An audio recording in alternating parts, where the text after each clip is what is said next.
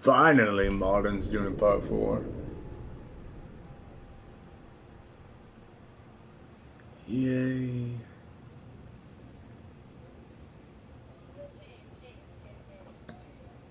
What the hell do I need? I better turn that down. Now I know there might be copyright issues.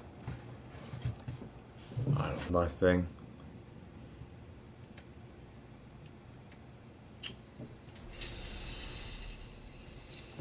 Run around, run around.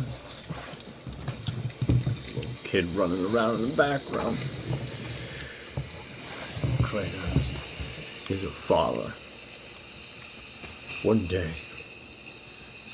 Never. Who do you hell think you think I am? You think I'm a parenting figure? I'll teach you lessons of life. Superman style.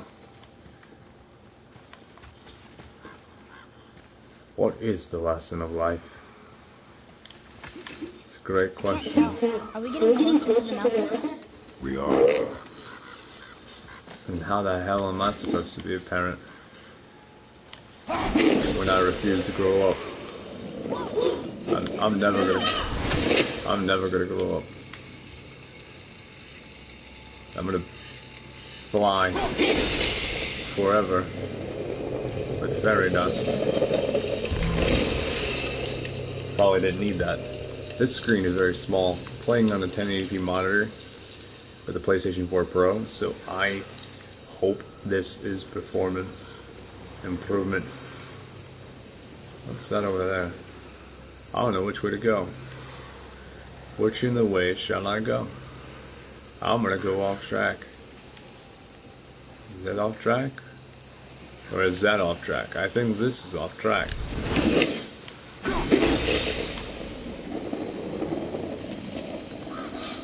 Sure enough, this is.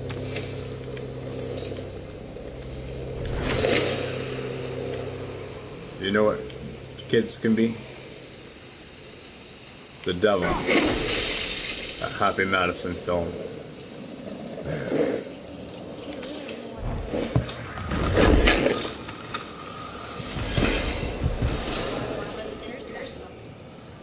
Common wrist armor. I haven't even used any of this stuff, have I? Cool down, U and menu, X.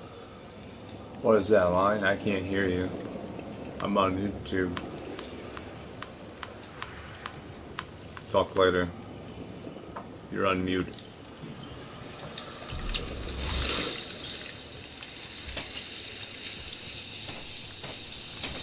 Whoa, poison.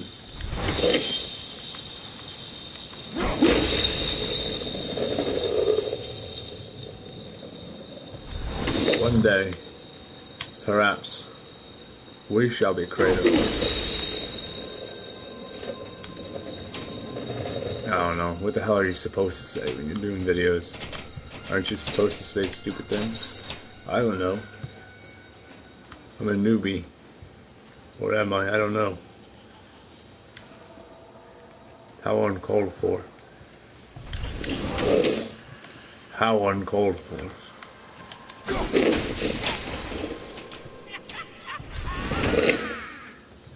How do you shoot that bitch? Bring her over here.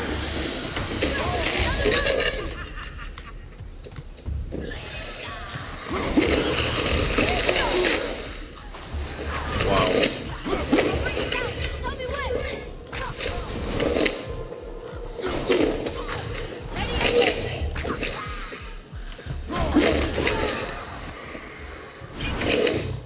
And that is how we do it. There are some amazing people in this world, though. But perhaps I know too much. Sometimes I feel like I'm not sure. I mean, sometimes I'm like, perhaps I should go to war with what I want. Well, that's one way to do it. What happened to this? Apparently nothing. I'd avoid that. I'm assuming this is off track. And I got track.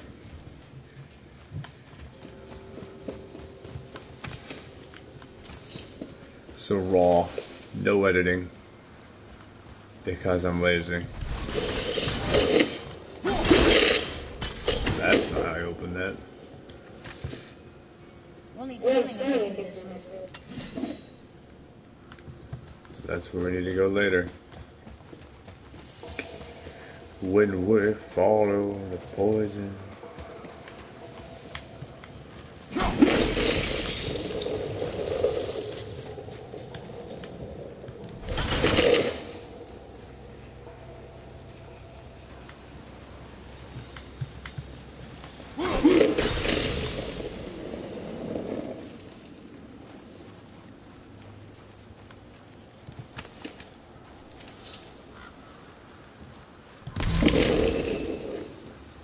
Water West. Do you think for this last leg up the mountain, maybe I can carry it? I told you no. Why? What? I just meant I spent more time with you. You were out hunting. It will serve you to stop talking. Let's go talk to our guest.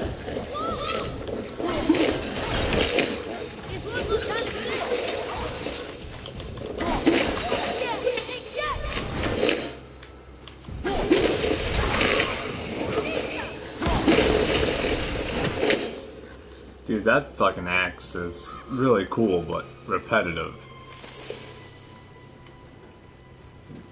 The same button. And just destroy everyone.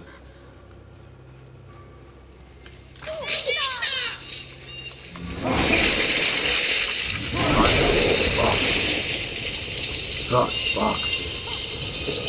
Get on fire. Oh, so much for that shit. I just killed myself. That's all I know.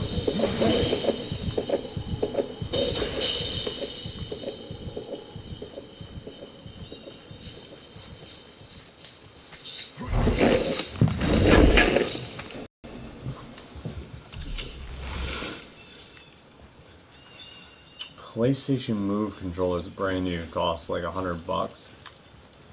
I was looking at that for the VR because I think I might be interested.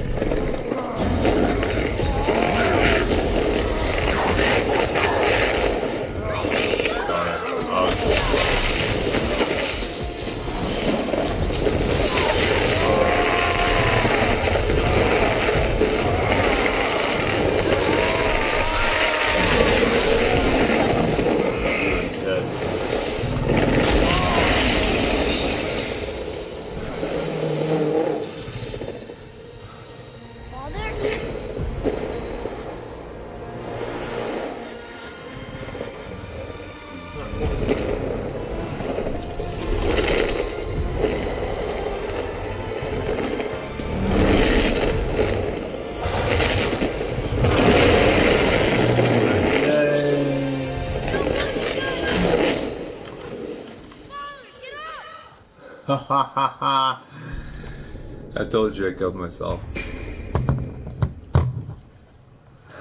I blew up all the fucking things. Took all the health away.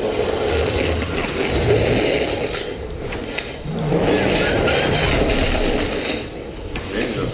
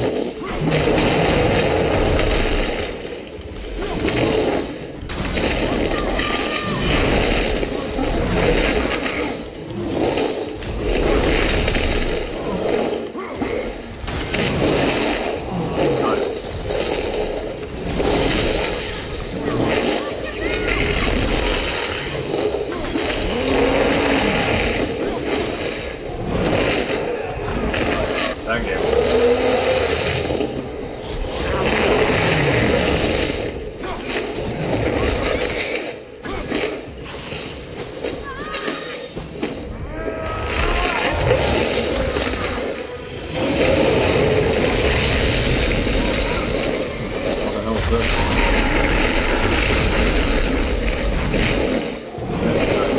Wow, you brought this shit.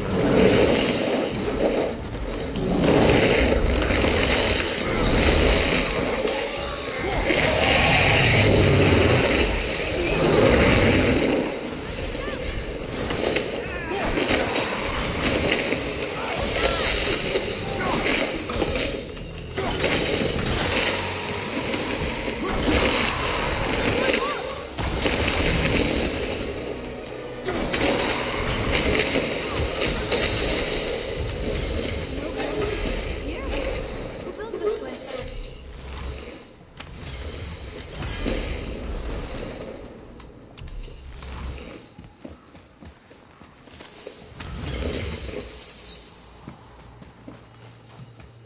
The hell be your inventory?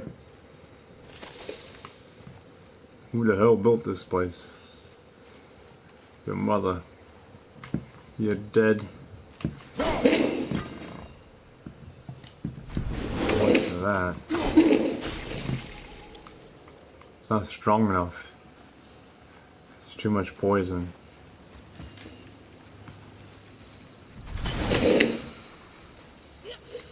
It's just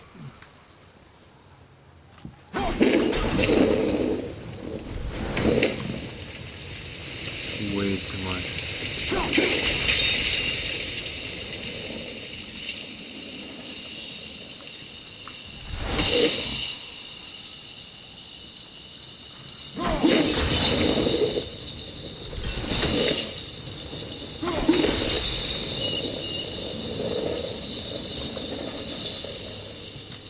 Puzzle solved. Probably though. Missed like a lot of stuff, probably, but should not put like armor on or some crap.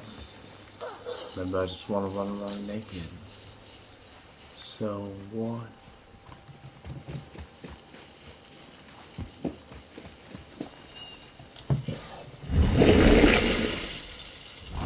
What have we in here? Area discovered. Mountains of base. I can see what wants to bring it. Indeed. Indeed.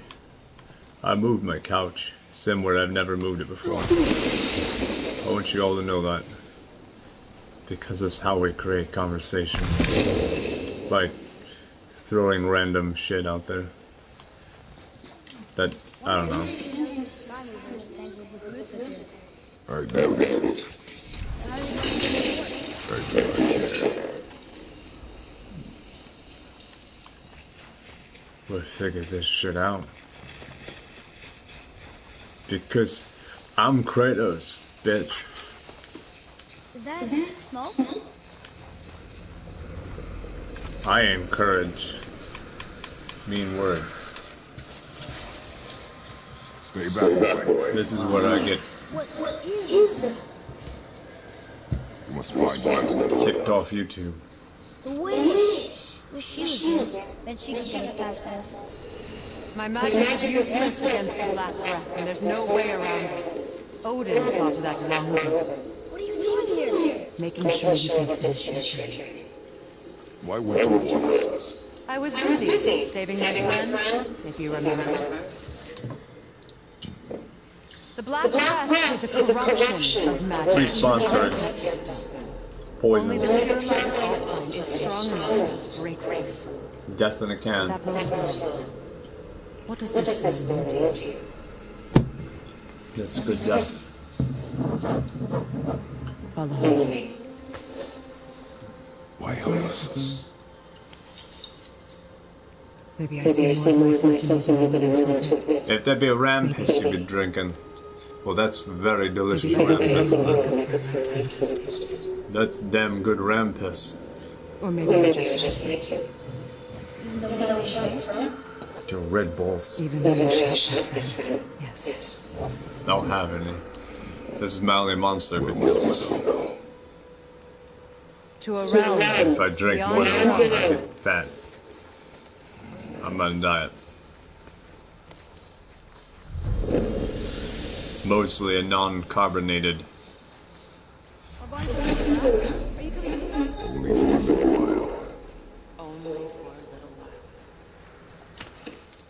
What was it saying? No, I'm on a less carbon.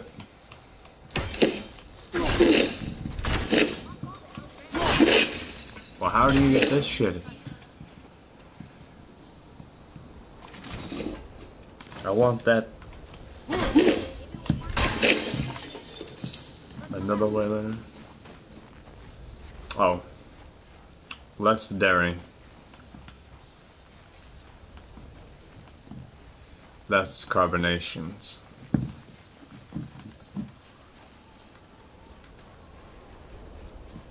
What the hell? I don't know. We'll use this. Great. Can't. Sindri said it was broken. Sindri. The doors never could have been easy. I like witches. No one was there when I passed by. Perhaps they finished. Dwarves are awfully What resourceful. the hell is that? Is that an invisible wall? Based on the tunes you read. That too. I'm going to Middle Earth. This is for Frodo.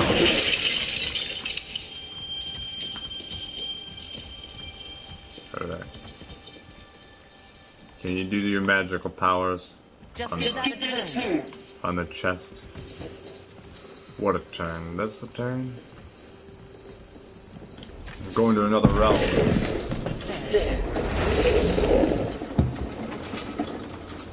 Am I getting another 4K screen? Probably not. I asked myself. I have it in Adobe Vision 4K TV. Why thank you today? If I get another screen, it's going to be Soon after, probably just another Thorin 1080p and their monitor. battle could be felt across all the realms. Ultimately, it ended in a stalemate, and Thor returned to Odin empty-handed. It's The cool, Slytherin stayed and grew so large, but not it great. spanned all of Midgard. See? Told you. They've hated each other ever since, destined to kill each other come Ragnarok. You believe in Ragnarok? I do wish I could reach them. Oh my god, that was an awesome movie.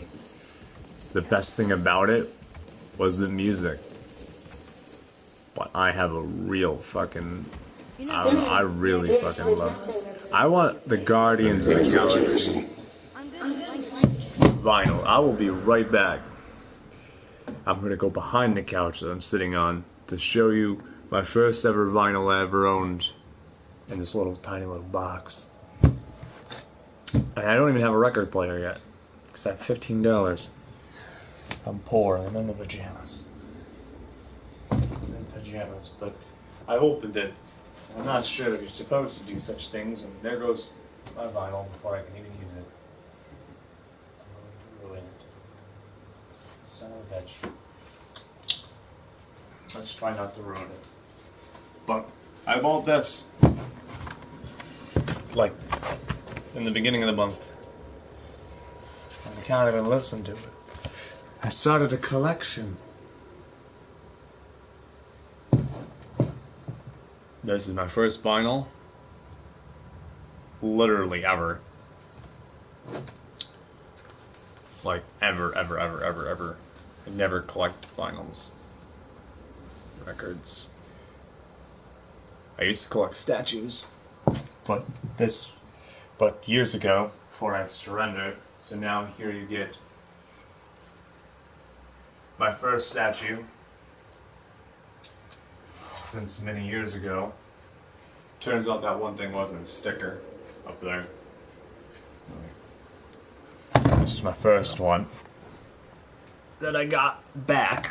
This isn't my first statue, it's just my first statue that I had rebuilt from, because all the others melted in an unfortunate event show. Here's the second. Kratos and his little bastard. And actually, it probably is considered really a bastard. So he had another family. Game of Thrones would call him a bastard, probably. But here's the Hulk. I'll put the Hulk over here on the table. She's like, why is the X not in his top hand? Because it shows the X on his top hand. Because I don't like being normal. That's why. I was like, if the X is in his hand, then the X in top hand, then the X is not going to be in his top hand. Something like that. Skills. I haven't even done anything here. Shorten charge time. Unlocks an axe throw finisher after 2 consecutive precious throws. Increase resistance to interrupt during this attack. Close combat shortens charge time. Inflicts additional frost damage during the attack. There's no additional. I don't know if I really want to do any skill things. Let's see, chest armor. I might have to later. Good, chest armor is equipped currently. A defensive ability. That's 2, that's 3. It's only up 1, but the vitality is 4. On this bastard. Chest armor. Oh, it's. Okay, so. West armor.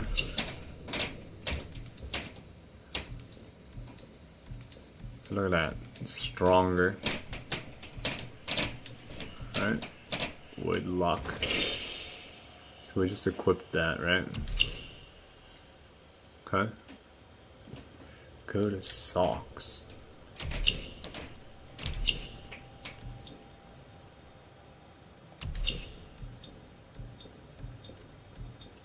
Symbol of truth.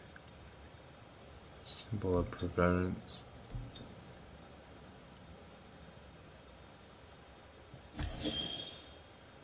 Here's that one, I guess.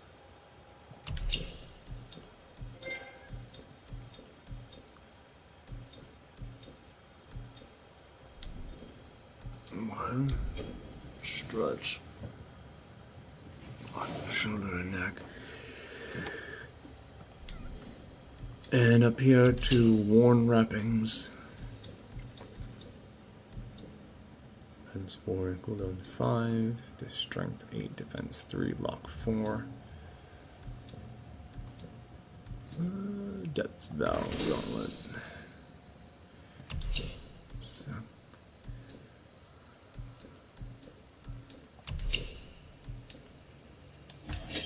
Put a symbol of truth on it. Why not? Probably regret all this on the road. You get defense, cooldown, strength, defense, lock.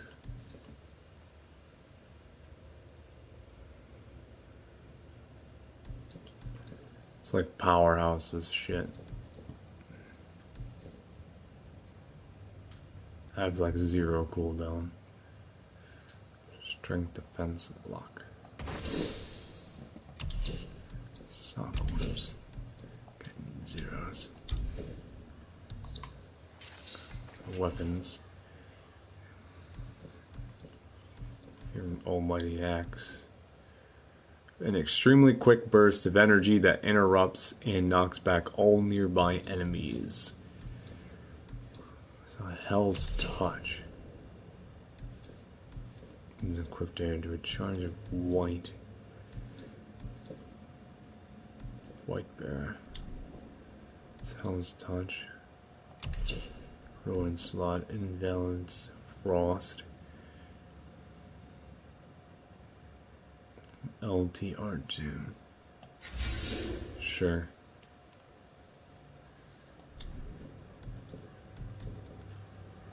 With this.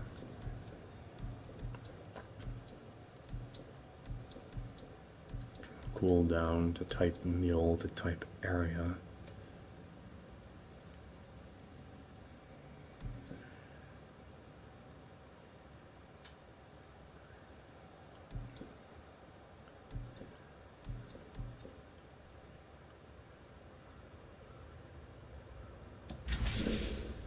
Go that one, I guess. Might be cool. Charge.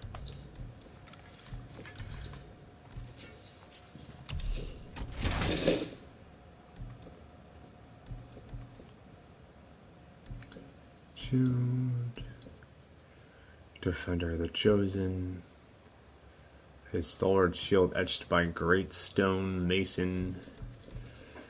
Great Stone Mason. He'll get compare. Shield. Guardians.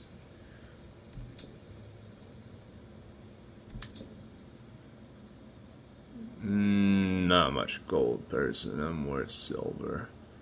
Grayish. Or dark black-ish colors. So let's go this one, I guess.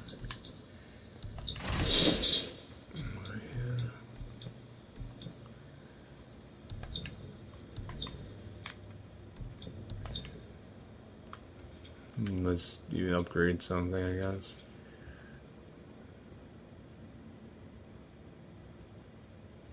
Freezing Burst. Throw combo.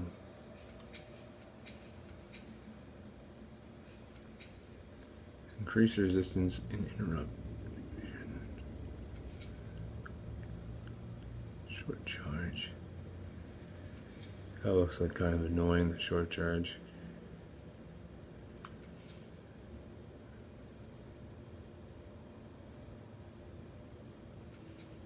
I feel like I can get hit at any moment doing these combos. Alright, Pride of Frost, let's do that one. How much do I have? Can I hit that? Purchase costs 500.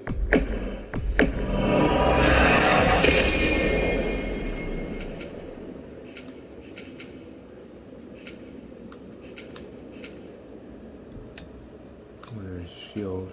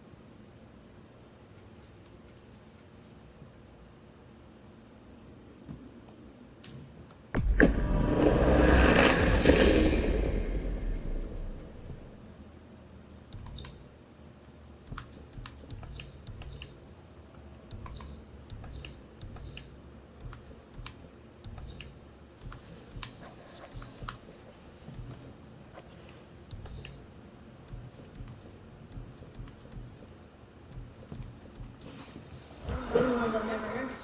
They talk. Can't understand. Sadly, no one can. Except Dead Tom. Oh. Must be longer.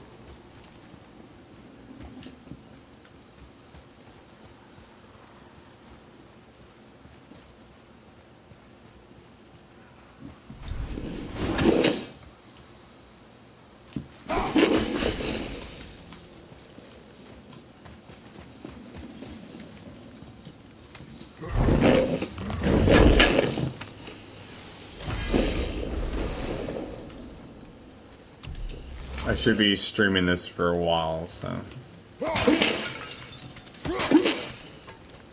Yep. Nothing but of though. Might as well. I'm gonna stream this for whoever wants to watch.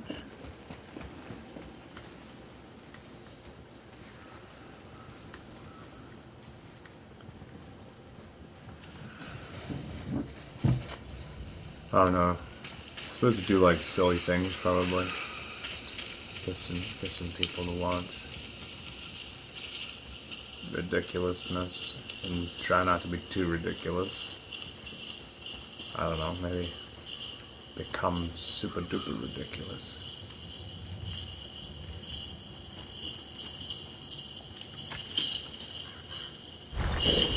Open the door. Watch your step. Just along here. Sure. You came through here before and there's no way to see? Is that so? Let me show you something. Feel like a video diary. Are you watching? Yes. I'm watching. It's solid. Elven architecture. My bowstring was soaked in the light of Alfheim. It can now reawaken the magic of the elves. Wait. It won't just disappear, right? Not as long as the light shines free. This way. I won't.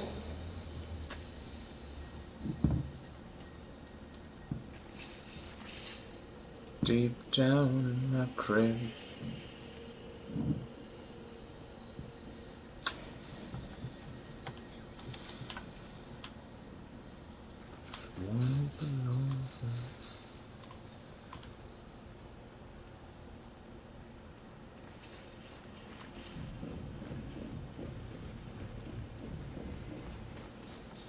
Those roots. What kind of magic is that? It's Vanir. From Vanir? You know it? Just stories. Other than so much of Vanir documents. Just that there always that one with Lucius. As compared to Vanir and the good guys. Where are the good guys, boy? Thought I taught you that.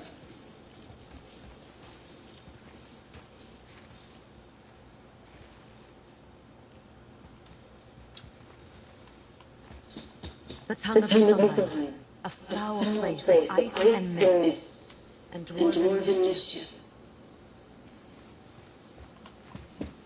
Those rooms were Muspelheim, the fire realm. No place for children, even brave ones. My foot. Crap.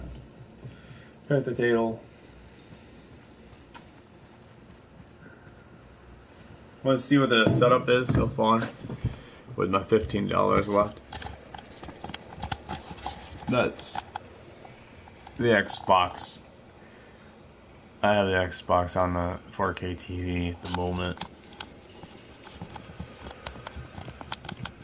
And I have to get a stand.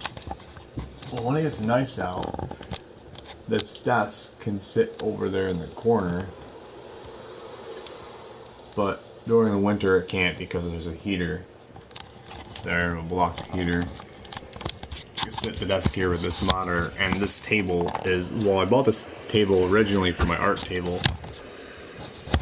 Well, the art table, yeah. I was trying to get into some stuff that I usually don't do. I'm mostly a writer, but I got into some other stuff. So, and a really bad writer. Sometimes I'm like a phenomenal writer. My poetry. That's the really nice desk over there that I don't do much with because I can't afford a computer.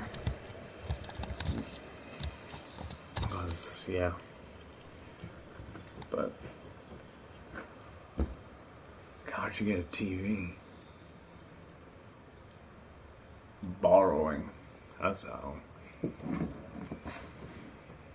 Borrowed money, had to pay back monthly. If I remember correctly, it took me months to get that TV.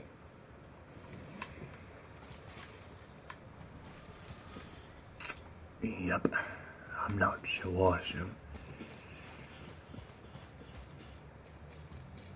But I do got a PlayStation 4 Pro and Xbox One X, so I'm special there, I guess.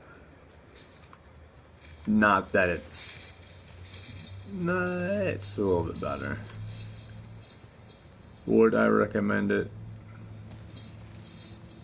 Sure. To a certain extent. I don't think it's... I think what I've been thinking about... Actually, I've been thinking about a PlayStation Vita, but I was like, what if the PlayStation... They come up with a new thing? With my luck, I'd buy the PlayStation Vita. You know? I had the Vita years ago, but... For a little side thing, but... It was one of the... tragic wonders of... lovely fire hoods. And game room, goodbye. And that was when I gave up collecting. And if it wasn't for walking into GameStop,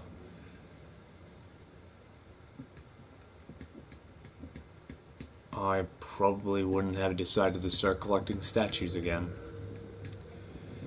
Because I went to school with the manager. Took computer tech with him.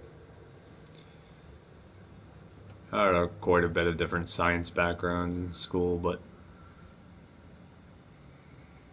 I guess I was a little blind in my talents. I chose English over science, and I probably should have chose science, even though I was really good in both, but I did choose science to a certain extent. I mean, I took fucking crap load of Earth and health. I mean, straight up health classes. Like, I just remember taking... Must have got like 2 credits or some crap. I took like health every single year, it felt like. Have I ever failed a class? Yes. I failed art because I felt uncomfortable. The teacher was kind of strange, so I skipped the class. And I failed gym one year because I didn't swim, and they counted that like half your grade. Yep. Other than that, I don't think I did. That's what my grades usually. Depends on the school. Usually they were just probably average if it was on certain schools, but if I was like somewhere where I could teach myself, I was pulling off 80s and 90s, I'd say. But when I was in 9th grade, they placed me, when I was in this one school, they thought wise to place me in college course earth science class. I remember that. And I had a 97 in that class. Overall, that was my whole thing, was 97. And I was the only 9th grader in that class. I got most of my stuff in 9th grade. My only issue in school was that I don't work well with others. When I remember, like when I was in like biology, my grades were whoever the hell was the lab leader taking charge. Because I just, whatever, you want to do what you want to do. I guess I'm getting the grade whatever that person's doing. Yeah. Guess I'm a loner.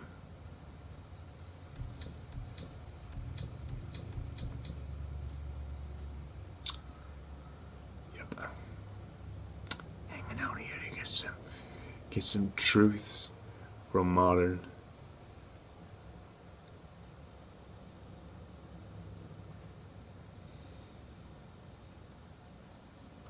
Get some feels going on here.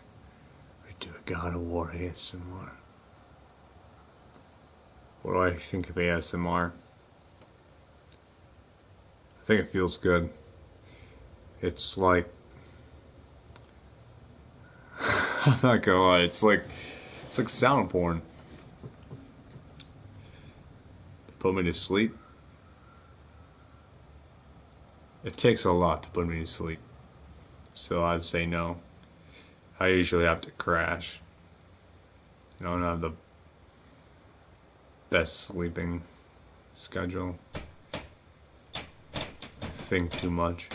I guess. New York, in my crib, apartments. Sometimes I like to think I'd make a great Green Arrow. I could be a DC superhero instead of a DC villain for once in my life. It's like, why am I categorizing myself? You're being hard. It's like 41. What the hell does 41 mean? You're reading into stuff. Every number has a meaning. Every single thing has a code. I believe deep down that we can solve. Every single thing. But the digger we deep into something, I think the colder we can become. Become less human, in other words. I believe humanity's on the hot side of things, not on the cold side of things. So all the best things come from the heat. But from the cold, I believe, is where the truth is, where knowledge is, where magic and sorcery and all the things and fairy tales and imagination and all that stuff comes from. So with my studying, they're both important to find that balance.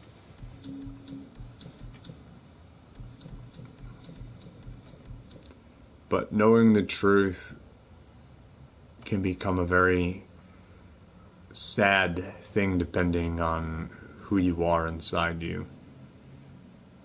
Because the truth is not great. Anyone who sees the truth, it realizes you have to make something from it to even survive. Because it's so negative, believe it or not, that we have to create positivity out of it. That's why sometimes going too far into something, into the truth, can be one of the worst things we can do. Some say the further you go, the harder it is to come back.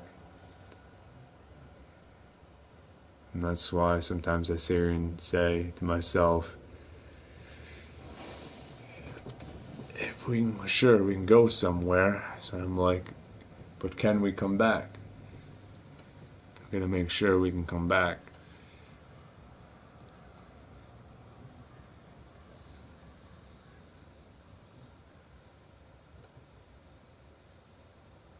True love would be nice, but in a world that's so competitive, it's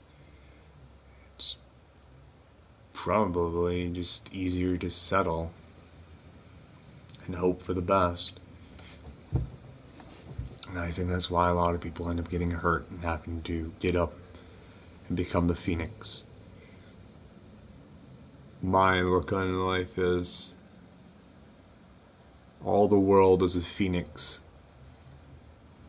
Look outside and I see one giant phoenix.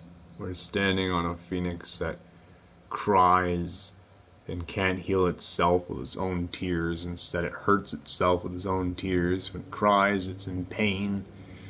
A wailing world, crying to heal others. And the only way it can simply heal is by dying to come back in the rebirth. Seeds, plants. Whoever wanted to know what my look upon this world is we're all etched codes upon a phoenix, one giant ass phoenix. Earth itself, whatever you want to call it, It's a phoenix. We define, we redefine, we undefine, we write, we unwrite, we rewrite. Undefined isn't a word until it is, right? Type in undefined. But then again, you can undefine something. But yet, I don't see the word in the dictionary, undefined.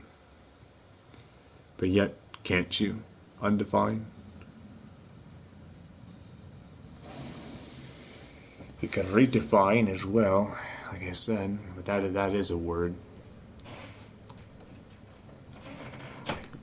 What is a word? But in our memories, what we look up. Because sometimes, quite often, I have short-term memory. Try to think of something, the harder it is to remember it.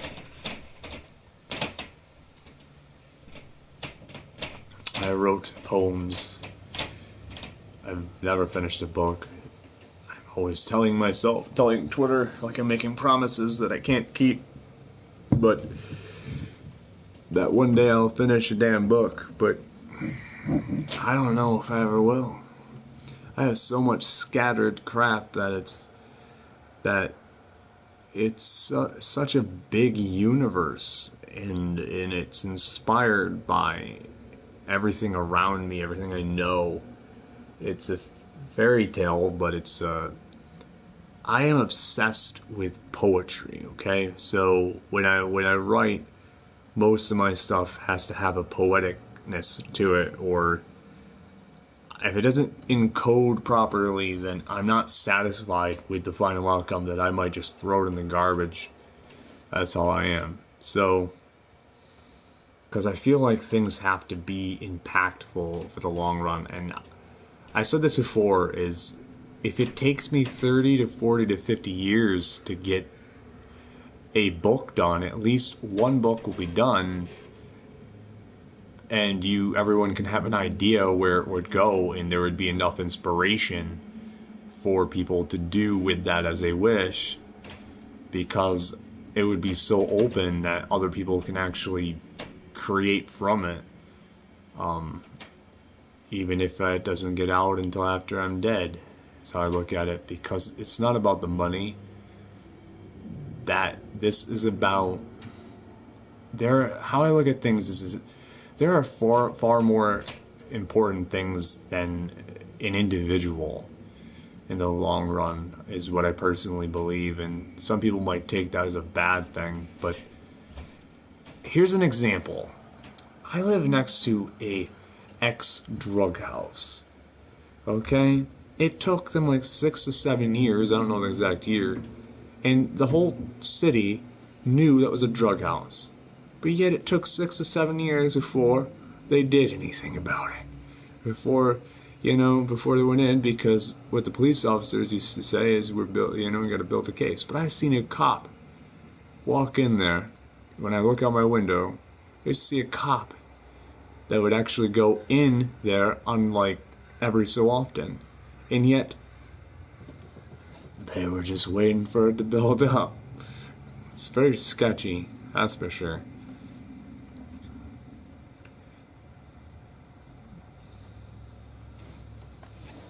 But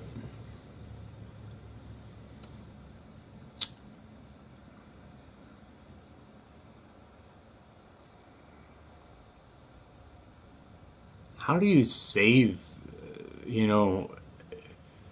everyone?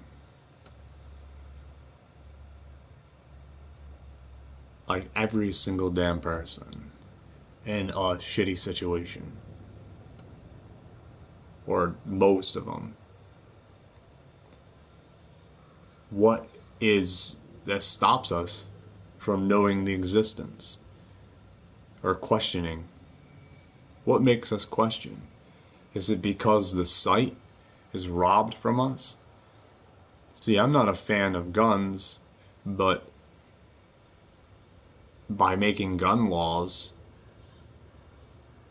does that really stop anything? That sounds more like redirecting and educating to me.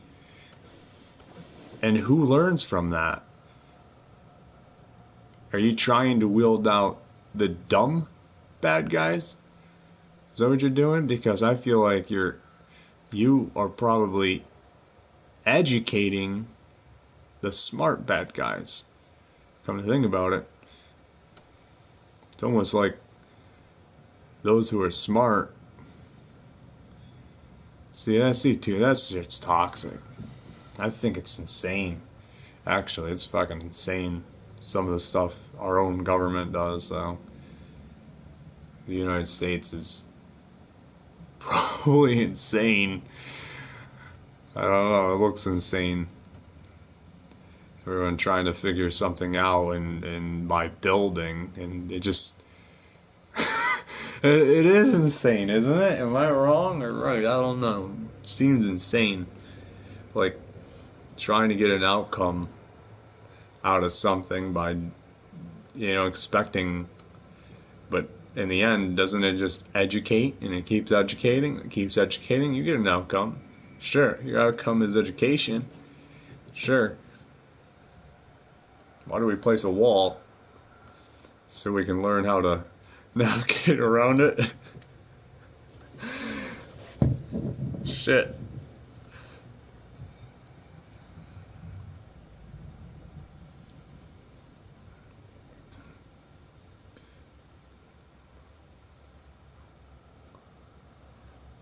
This is why I believe in magicians. I believe in magic and all different types of influences. And I know some people like, don't talk about that stuff, but I absolutely do. I believe in magic.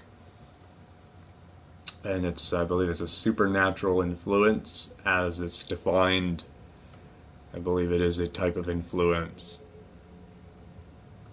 I believe in potions, and that we are like potions, walking chemistry sets. Some that are just harder to ripple than others, or stir, when some are more easier, I suppose. This defines who's more sensitive.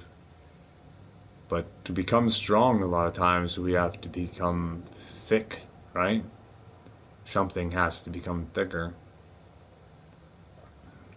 He's saying through thin and thick and thin.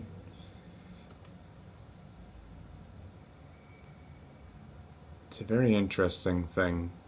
Every little thing I look into, I see Microsoft's Sea of Thieves, State of Decay 2, and the settlement.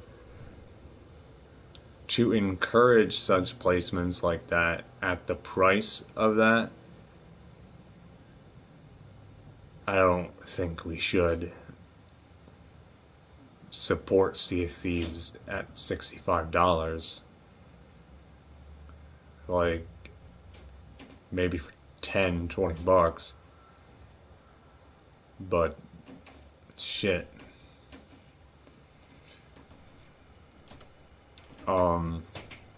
State of Decay 2 just has a feel to it, like it's a pattern. Does anyone else see that? Sea of Thieves, State of Decay 2, Crackdown 3, and then God of War. And one of my favorite titles, which I don't know if it's going to be my favorite game, but I'm just saying that it has a catchy tone because it's a place and it's inspired, and it's Detroit Become Human. It's a Become Human. God of War to Become Human. That's like, even, and then feels like all this is placed. I don't know about anyone else, but I think it almost feels like every little damn thing is placed. That's why they kill Scalebound, because they're trying to transition something. There's something much bigger. Maybe Microsoft doesn't really want to do games as much, or there's more important things than giving gamers games, and that's what they're trying to set, is tear down the builds and become buildless. But is that necessarily a bad thing? Actually, I think it's very hard to see the good that is there, but I do believe it is a good thing, though, in the end. if people can, because I personally believe a lot of times people get so drawn to the competitive side of things that they forget that all of this was built in the first place and that it could all be. There could be a new tomorrow and we could live in other ways and we don't have to follow. It's just like a saying years ago that people say the certainty of what is certain is, death and taxes. But yet, is it really?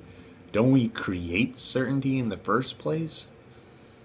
And it's like realities and we make a reality and splinter off in realities, but doesn't mean there's not a plurification there, because there is.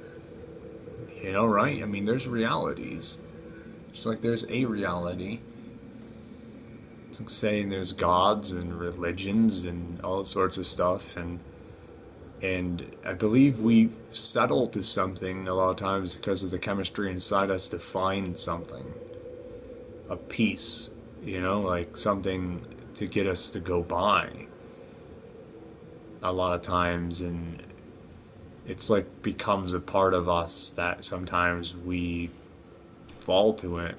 And some of us are just more rebellious, I suppose, than others, that will even fight against our own wants for what we believe is right.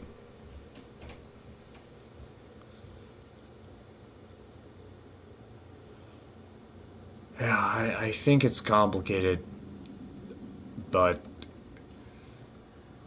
for me, I feel deep down it's more sad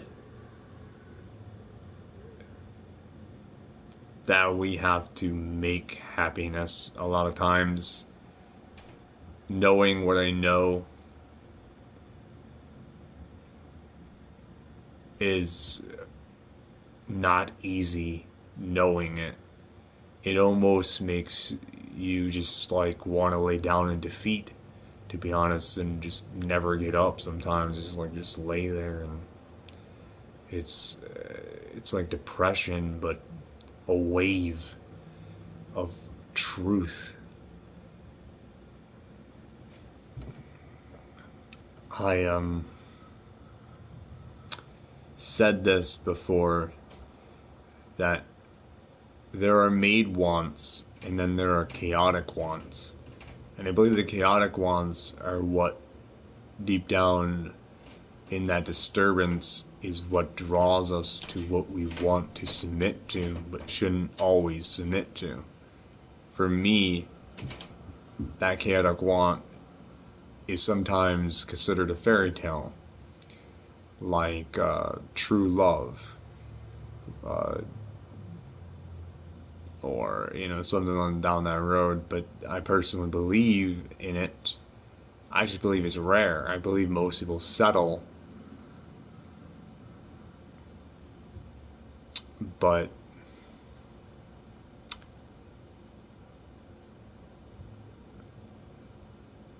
I haven't dated in years because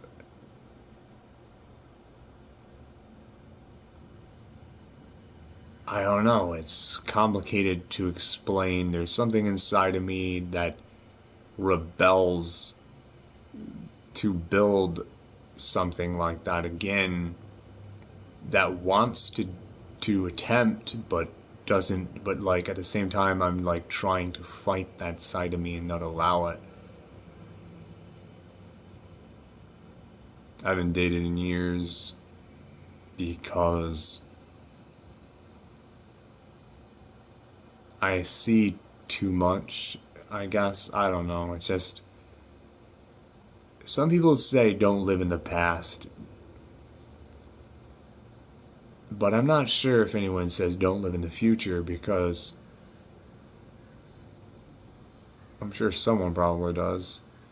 But I feel like I live in the future more than I do the present, I guess. I see the past as like, like a distant memory that doesn't matter unless you can prove it, like teleport or some crap. We have very little ability to engineer the site there that has passed by. But we have all the power and the ability to do that in the future. And yet, they say live in the present. I don't know if I live in the present. I almost feel like I live in the future, and I'm not sure if that's entirely a good thing or a bad thing. But maybe a bit too much where it can stop some relationships and stuff in the future. But I don't even get out much. I stay in my apartment most of the time. Walk around. When it gets nice out, I'll probably start walking around. But no walk. But go to the movies sometimes.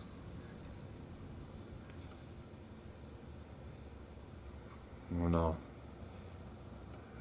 What is it, $8-9? I can get in and see Avengers. I don't even have enough money for 2 people. $15. I'd have to go by myself.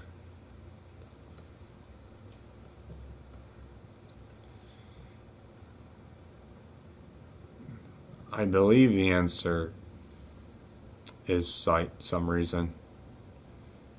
Some reason I believe everyone is robbed from sight and expected to build a reality or sight a lot of times, that they think just building walls everywhere will solve the answers, but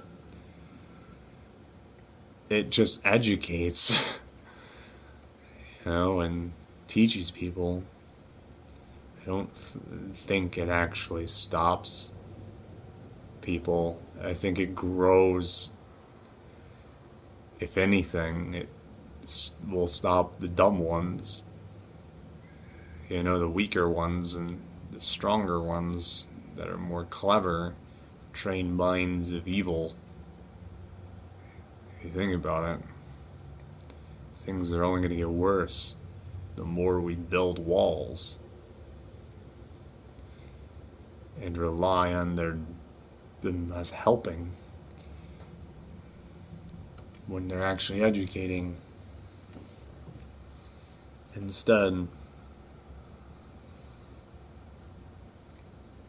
And we should look into sight, what we can do with sight, and keeping it from being cut or surrendering to feelings like trust, when deep down we know that trust is gambling.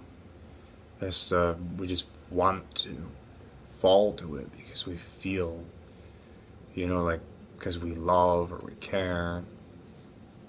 I think a lot of times it's just we fall into wells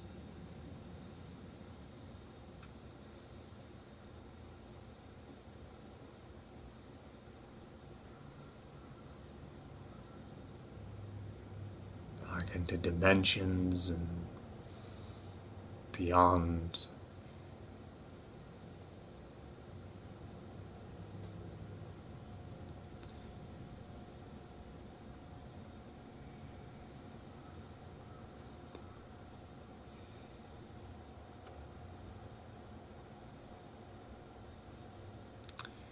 It is way more sad than anything else, but we're expected to be strong, to get up and continue no matter what.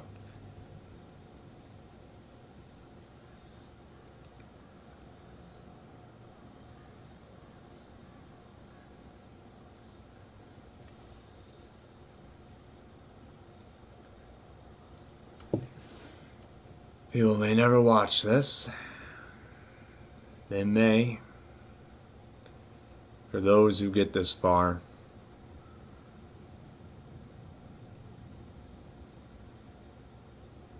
honestly don't know what to say, because I'm not sure until I am.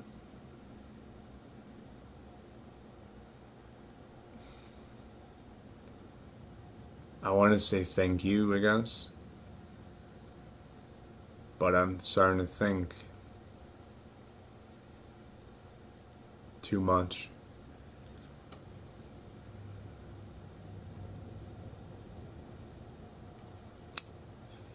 All prisons I believe we can go to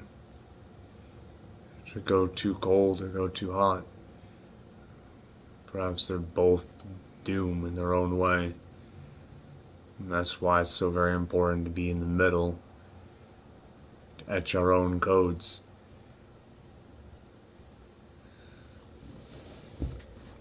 That beam and its importance, the very important beam between light and darkness.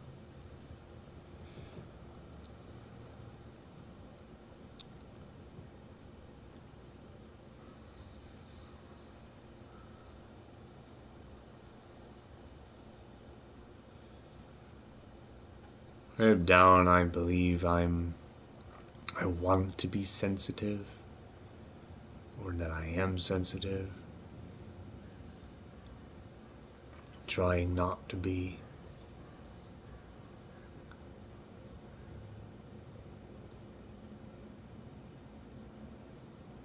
Someone once said to me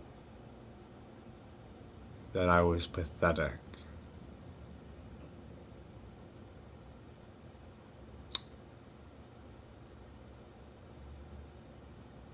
Or fake. And what I took from that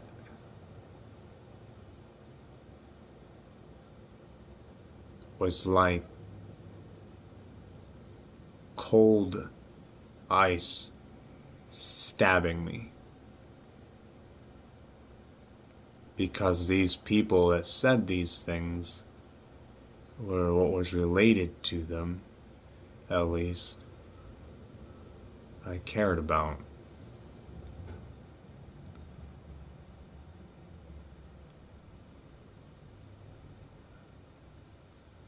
Maybe there was just disconnection in the communication, or they just really, really didn't like me very much, and I was just an idiot.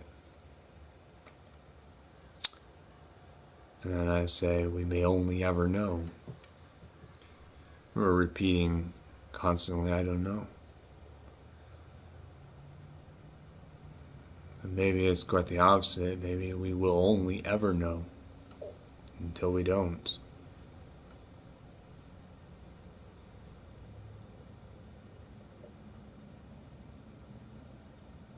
Will anyone ever truly know who I am? Do I even know who I am? And then I do. Because characters are made. We decide and design who we want to be. But when you go outside the build of the design of what is defining, things are much deeper than even the characters that we are or will become. I go so far.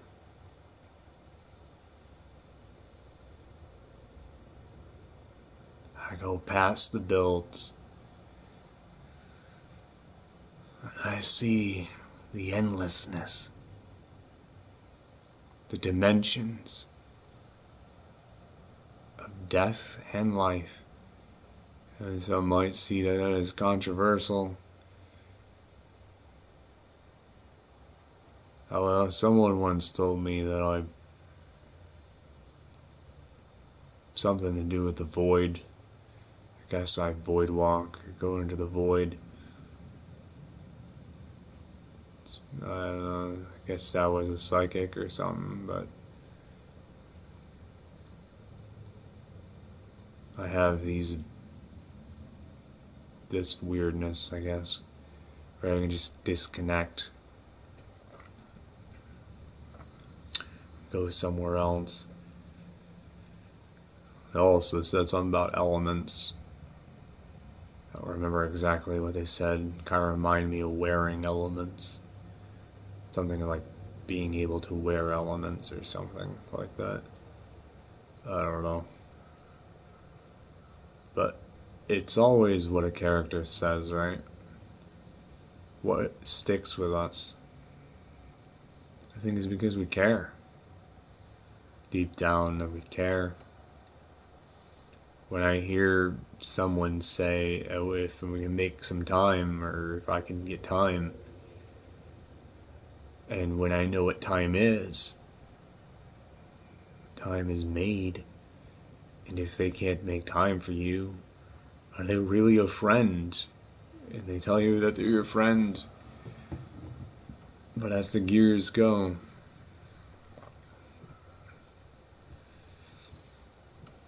like a clock watching, the transition of light and darkness. It's almost like time is a prison itself. It was built to enslave, to string men, to organize. What is organization? Isn't it like mastery, attempting to accomplish the puppetry in a world of magicians and gods? I absolutely do believe in magicians and gods.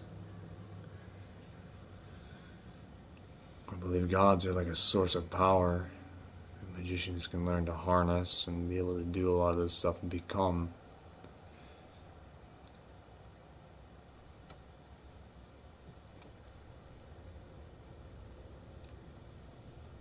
Things are far more dimensional, way more spooky and creepier.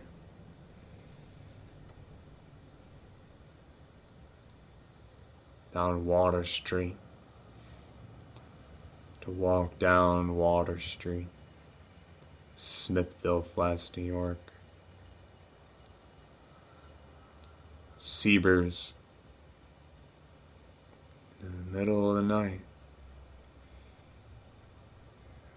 Walking right behind this dead guy. I can look away, look back, it was still there. He didn't notice me, he was a drunk guy walking back from Seabers. I don't know who he was, but I could see him and how very dimensional he was. And I could look away and I could look back, and he was still there. He just kept walking right in front of me.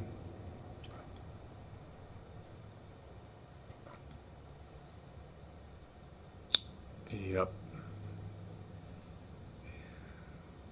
Then years later, I heard someone say that Melvin haunts Water Street. Because Melvin was this guy who became homeless, was an alcoholic, that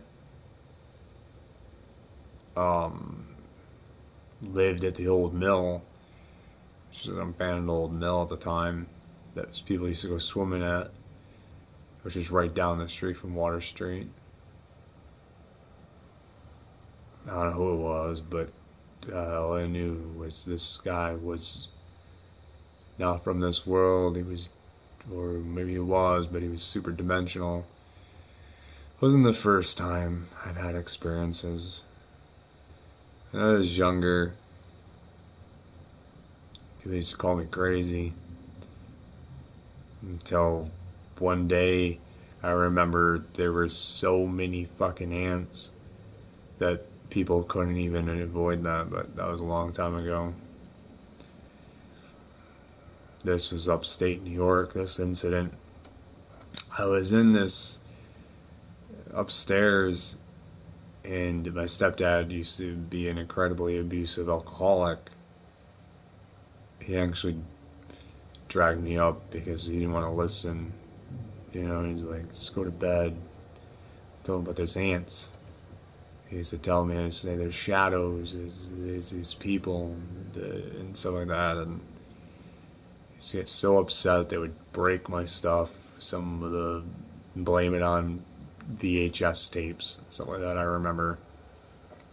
And when I went up there, and when he dragged me up there that night to throw me to my bunk bed, he was forced to see something that I felt like was an awakening, because it wasn't going away this time, it was staying, and he could see it. And I'll never forget that, because it was one of the first times I remember seeing something stay so someone else can see it also. Because a lot of times I felt like I was the only one who could see some of this stuff, but this time it was being seen. And what was happening is ants were crawling from the corner of the room all the way towards the door in a straight line, dropping off onto the top bunk, and the top bunk was completely covered in ants, and it was doing some weird swirly ritual looking, it was bizarre, and they had to kill the ants, I guess. They came in, and they were able to get rid of the ants, but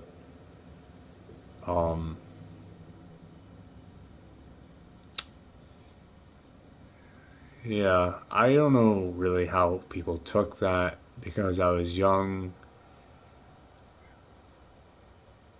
but I remember my mother used to tell me when I go to bed, devil was going to get me and shit like that, but she'd only be joking sometimes. We were laying in bed and looking at pixelated dots and asking my mom, can you see the dots in the darkness? And this is my birth mom, because eventually I was adopted, and then I see, there's so many things, so many stories in the past, but we can only, how do you prove these things without some type of interdimensional travel? At this point, I believe every documentary in life is fiction. Non-fiction is fiction, like science fiction is science. I believe deep down. It's like, a lot of times it's in the reflection in the mirror that proves that things are far more dimensional than sometimes we care to admit. And where does paranormal and supernatural stuff come from but the dimensions and reflections themselves? Do I get afraid?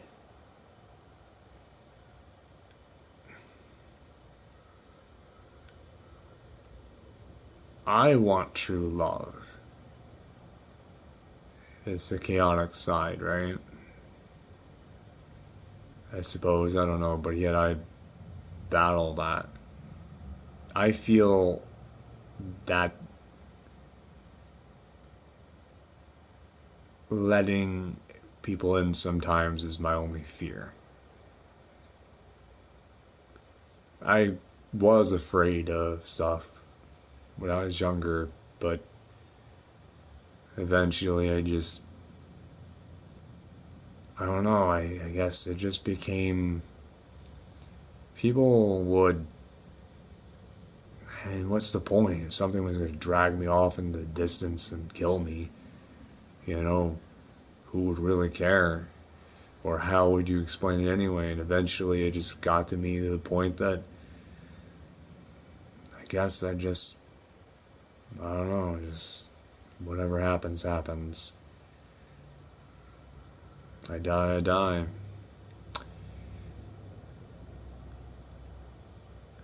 Not everyone's going to believe everything, so sometimes we try to hide some of the weird shit. Especially the things that scare people away, the more colder we go. That's not often a friendly sign of inviting someone into your house, because when something becomes so cold, it scares people away.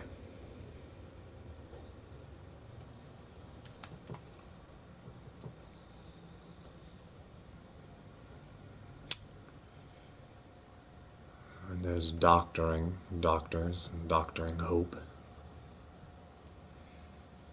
and the dimensions and stuff. Just society, right? String someone towards a direction or a build.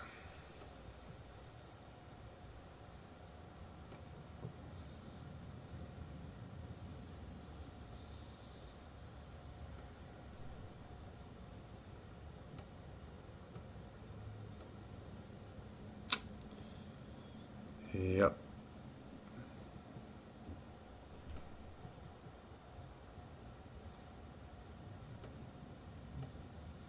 Years ago, when I was 20, me and my cousin Josh did this video with my laptop in that gaming room that eventually led to the fire. And I remember when I was in the gaming room looking back at the video that we recorded, it was changing. We never did watch the whole thing though, me and Josh. We went back, we were watching some of it, and from one cutscene, like 30, let's say 30 minutes in, the door will be shut, or the door will be open at the same time. That type of thing. We would hit the 30-minute line, door will be open. Hit 30-minute line, door will be shut. But yet, we were standing right next to the door, we would have heard the door shut. But yet, it didn't shut. It didn't even slam shut. It wasn't one of the things that happened when we were physically there. But yet, the door was open, or the door was shut, and it was different. It was probably one of the most, something that would freak the shit out of a lot of people. And this was just through a webcam on my laptop. And I believe I was using a stereo and a fan. I had a bird at the time that was chirping sometimes, and I had a candle and an iPod, and we were messing around with stuff.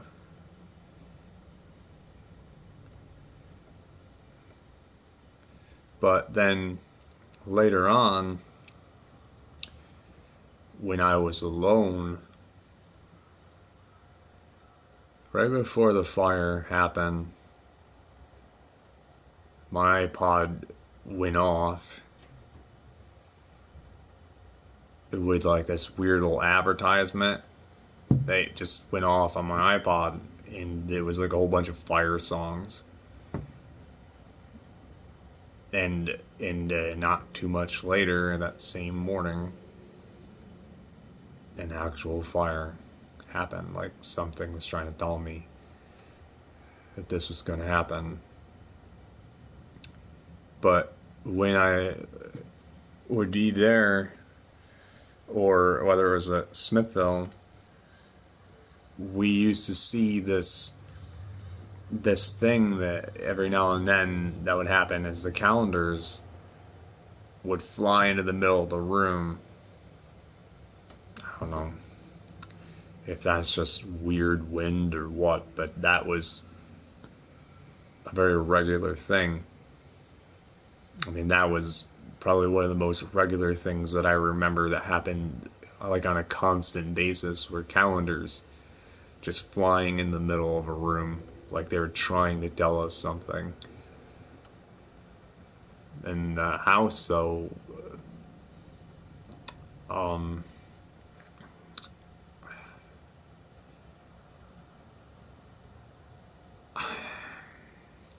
I got a text once on Birdsall Street in Norwich, and it was just some silly text saying, if you don't send this text, you know, it's like one of those prank texts. If you don't send this text, there's going to be this dead person that's going to come visit you, and she's looking for her father and all this crap. And I'm like, how do I explain this after this? And I didn't send the text.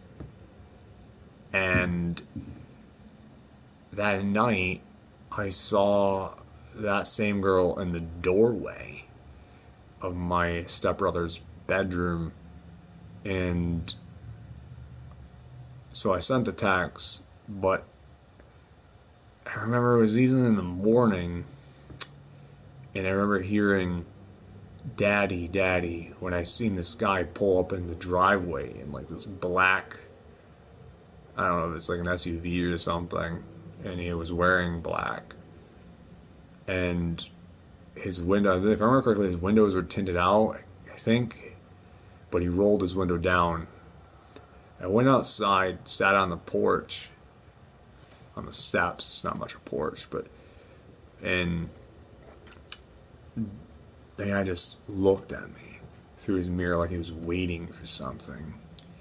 And I think it went in, went back out a couple times, but he was there, and I think eventually he just left. Like, if I remember correctly, he got tired of waiting for whatever he was waiting for, and he just took off. But then I remember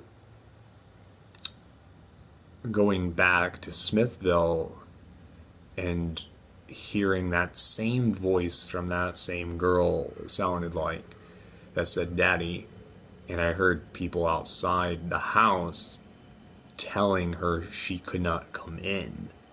And I remember this was loud, and people were like, what the heck's going on? Like, I just, like, I don't know. And it was weird. Like, there was like a spirit that was there that wasn't supposed to be, or they didn't want her in the house, or she was getting attached to me or something. I have no idea what that was about, but really deep down. But I do know that the house had a lot of activity itself, because certain nights you could hear people in the attic. Like, you ever go to a fire meeting and people be dragging out tables and sitting down, and you might have just a meeting or hanging out having a party at your fireplace or firehouse? Well, it sounded like people were pulling tables and chairs and all sorts of stuff in the attic. But if you ever went in the attic, you can't stand in the attic, because the attic is like a crawl space. So it didn't make any sense why there were tables and chair noises and like groups of people coming from our ceiling. But one of the common things that a lot of people would see in this house, like I said, were calendars flying out. And I remember if you turn the TV off, just little things like this, you'd click the button, turn the TV off, and instead of back down, something would turn the TV back on sometimes. Or when I was asleep at night, the TV would turn back off later on, and it'd be like, oh, you set the timer. Well, not all the time, because we had touch lamps that sometimes would turn in and on. They would be like the heaters are kicking them on. People were like, the heaters are kicking them on. But I used to be in one of the bedrooms sometimes. I'd be like, and something like, Brandon, and be like, Grandma, did you call my name? And she'd be like, nope, I didn't call your name.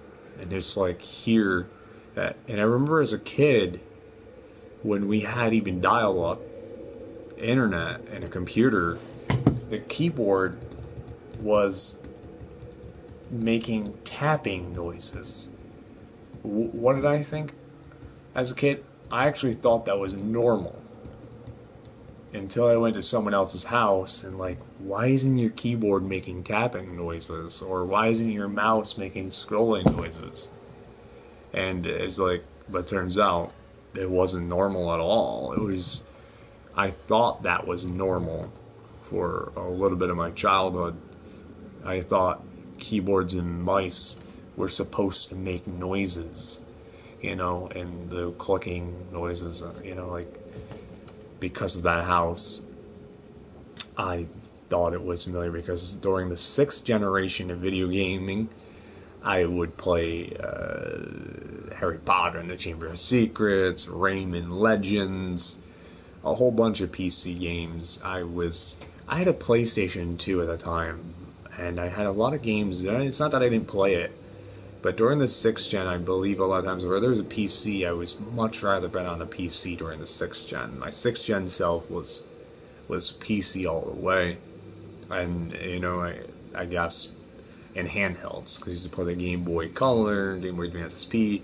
I used to do archery. There's an interesting story on that, why I don't do archery and didn't do archery anymore. I think I did 3 years of archery. That was my second bow, because I started off with a starter bow, had a compound bow, and I sold my compound bow to get my first gaming device, which was a Game Boy Color. Yeah, I wanted a Game Boy Color, and what was the first game I remember playing? I think it was Duck Hunt on the NES. It was a Mario Carnage. I think it's nothing. I think it's just generic. I think it's like everyone else's. It's like some people, it was Duck Hunt or Mario on the NES. I don't know whose NES. I think I say that it was my adopted mom's, because I remember it was in her bedroom for some reason, and we had to go in there to play it, because she had a master room. It was pretty freaking big. And I had to go in there and play the NES. I played Duck Hunt a couple times. I didn't play much of Mario back then. I guess I wasn't really a Mario fan as a kid. I got big into Pokemon, though. I was a huge Pokemon fan for the longest time. I was crazy over Pokemon. Some people, my actual birth father thought I was obsessed with it when I was a kid, that he thought it was bad for me.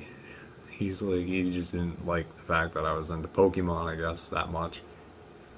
But I had a lot of, I was played it on the Game Boy Color, Game Boy Advance SP, and what really kicked me away from Pokemon eventually, less, was the introduction of Harry Potter.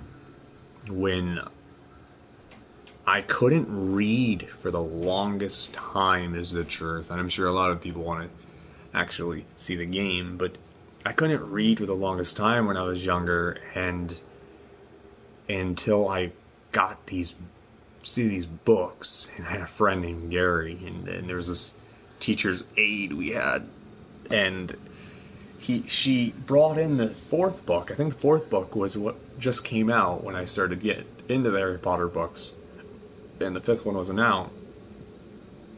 And I remember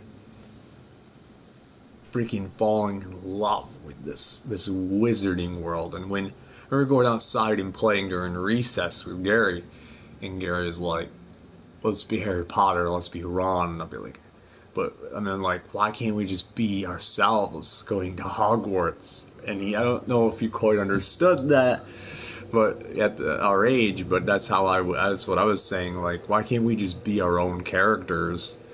Why do we have to be Harry and Ron?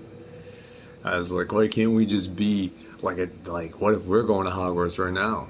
I was sitting here thinking, when we were younger, I don't know what happened to him. The last time I talked to him, he was on Facebook, but he actually made the design to my original MXN logo, which was the voodoo doll, that one very strange looking voodoo doll that didn't get tattooed correctly on my arm, but And then the tattooist tried to tell me it was what I wanted, but afterwards, but it actually wasn't what I wanted. They changed it up, I guess, and whatever. And then, but I taught myself how to read other words. Oh, that's what I was going to do, is sit there and tell you all about that, I guess. How I learned how to read. Jim Dale and J.K. Rowling. That's how I still have the cassette tape. Somehow they survived the fire. I don't know where the hell they were to survive the fire. I think in a dresser drawer. That's right, because some things in the dresser survived and some things in the hope chest survived. The hope chest survived in really bad burnt shape, but it survived. The hope chest used to sit at the end of my bed. My bedroom was my gaming room, and like everyone would be stacking there. We'd have like 4 people in there gaming night wise, and I'd bring in like freaking pizza and stuff, and I'd make homemade pizza sometimes and stuff like that. Yeah, some people may not know about that about me. That a lot of times the reason why I don't cook that much anymore is because, not just because I don't like patience, because how long it takes. It's not because I can't. I guess it's just, why am I gonna cook something? Sometimes I feel it's just for me. But when I cooked, like, but I used to cook this pizza, and I remember that it was so long. Like, I just remember taking, like, it felt like a half a day to make that pizza. It was just like to the point that I was like, crap. It's like, this is worth it, I guess, because everyone's enjoying and staying here. But you know, but that was a long time ago. I used to make homemade pizza. I don't know if that's a big deal, but probably not. I don't know. But anyway, looking at stuff and everything and spending a good time in the background here talking to you all. But sometimes I guess I'm a little bit too worried about what I'm wearing or the image that I am. I think I could become lost very easily. I look at myself like I am strangely, perhaps too honest in a world that it would be very dangerous to not at least have a few secrets.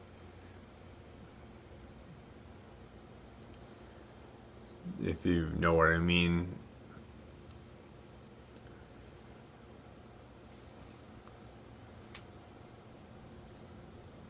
But who am I is what I write, what I define. I watched a little bit of Taylor Swift, what was that, on my iPad, and there's this instant connection with some of the things she says that I've been saying for like ever. It feels like for a while.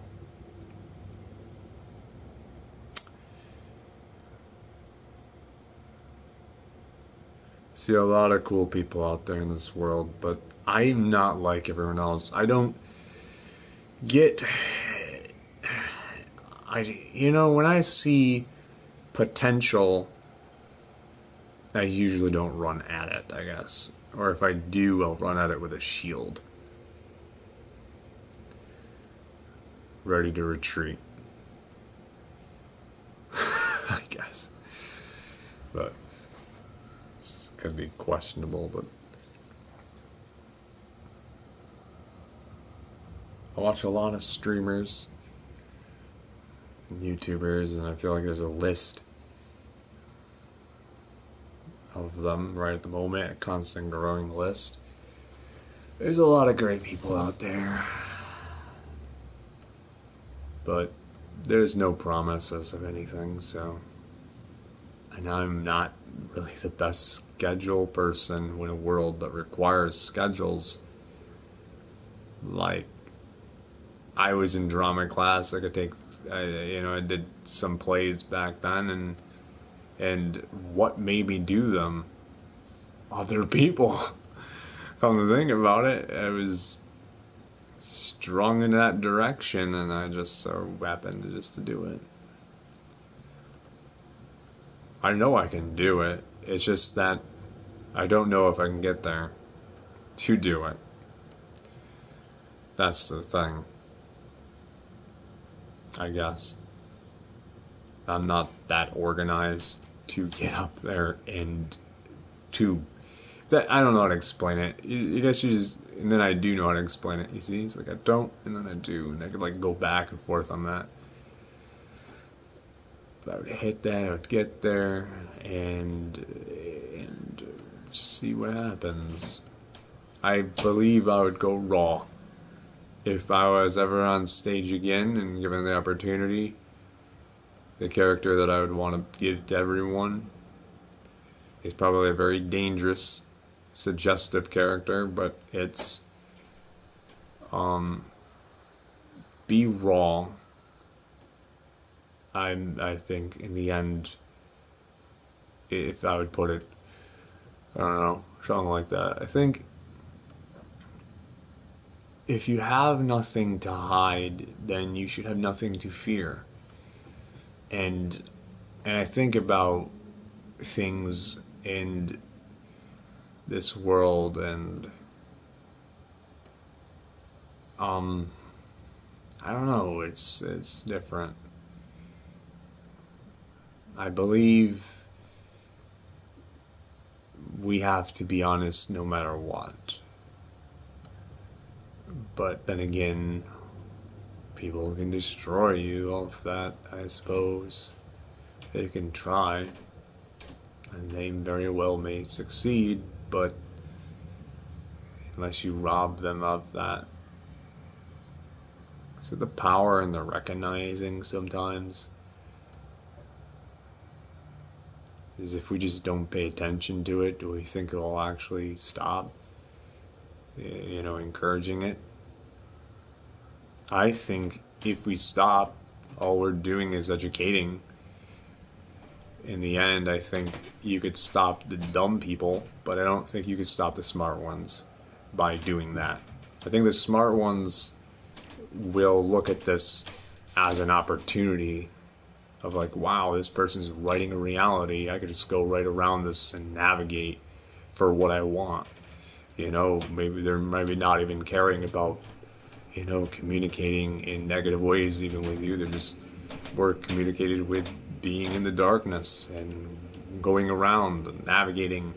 I think these people are oftenly very skilled actors in all the wrong ways, though. And they go around and they'll play stealth, and stuff like that. I don't think they are open. I hardly doubt they'd be very talkative, for example. So, something tells me there would be probably friendly, but not too friendly.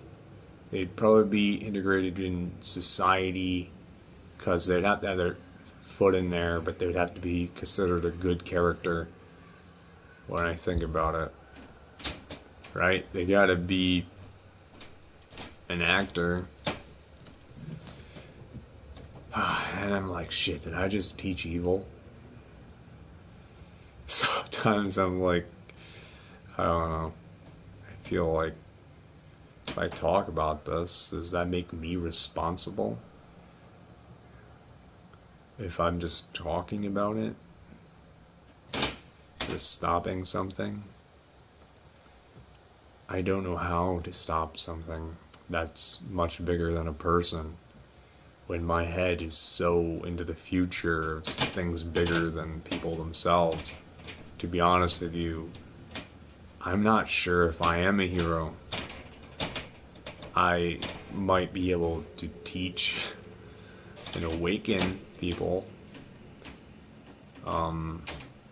You can only be a hero at the reach of, I guess, there's something like a reach, right? I mean, when there's always this build that can interfere, and we gotta, when there's wisdom, when crossing the line, when some people want us to cross the line over wisdom, when I think a lot of times strategy or tactics are far more important than rushing into combat to be heroic. But do I believe there's a cost?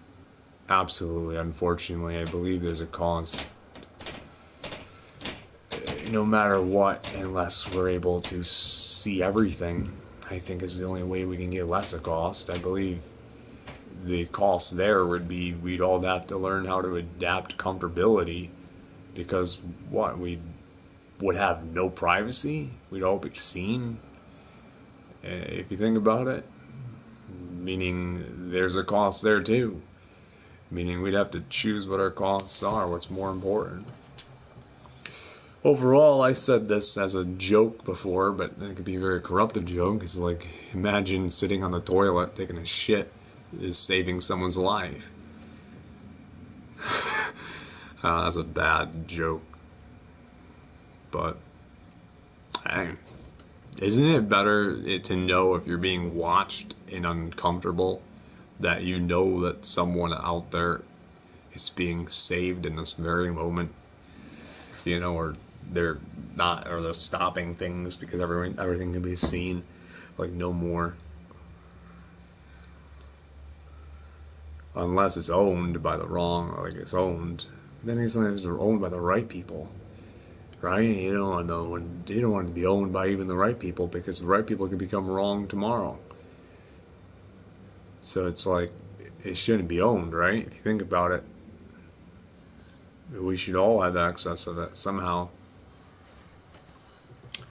And I sit here and think about, we'd all be forced to be honest, right? We'd all be able to see every damn thing, and the worst thing about it is comfortability would be, wow, it would become very creepy, right? I feel like, wow, people like, look at this dude, he's watching me, or look at this person. But I think we'd adapt. But at the end, I think we would. I just think it would have to be a sacrifice. A very strange one, that's for sure. That would work. I believe it would absolutely work, but at a cost of our privacy. I believe it actually would solve a lot of answers, but would cause one massive comfortability issue. I think is what would happen, is the issue would become our comfortability. People trying to like, dude, this person's watching me do this. And I'm like, oh, at least I know the person's watching me. I guess that's cool. I suppose I don't know. It's definitely different. But yeah, I get to see a lot of issues there as well. But I think overall those issues are better issues than physical issues, though. Sometimes I think maybe we should just switch our issues to software, go digital, and maybe we'd save a lot of lives if all our soldiers are avatars instead, or something. That's maybe a little while out there. Let's hope it doesn't get stalled, because I do believe that is an answer. I absolutely do believe that is an answer. Some people think, oh yeah, I believe artificial intelligence is programmed, which means if we could build walls on the outside, if we build walls on the inside, shit, would the AI learn to navigate past those walls? With my experiences, even if it does, that's a problem that may be a better problem than the problems that are existing currently, because at least we wouldn't be fighting each other. We could fight we could fight AI. We're gonna go in against NPCs. Maybe they become dead people. Like, yeah, I believe that's very realistic, very possible that somehow the deceased could communicate through that. That's gotta be extra creepy, right? For some. Makes things all more interesting. Can you just imagine, like, your machinery just going complete demonic on you? I think if they made a movie like that, a horror film on just artificial intelligence, like, it really has to be transition, though. Like, a lot of times what ruins a film, I believe, is the transition. Like I said, here's an example. Seth Rogen walks into New York City with a phone, and he's going to work, and he's a businessman. And someone drops down randomly, and you're trying to make this as realistic as possible. And what is most important is the transition from the drop of the person that drops to the ground, and it's like to the rise of them sprouting beautiful white wings in the middle of Manhattan, and people are like, what the, like, just, it's so noticeable, even for Manhattan that has a lot of people that are noticeable. It's extra noticeable that transition is very important to nail that transition, or it just becomes stupid. Other words. So you see what I mean? So it's the transition, and then if you even do it right, you could, like, get the Skyride up in the air, and that person would then be even more the transition, and then some Comic-Con person could be like, an angel or a superhero or some, like, holy shit, or something, and then it starts beaming people with laser beam eyes and killing everyone, and then it just turns into a complete nightmare. It's like, not a hero, not an angel. They're all just flipping out.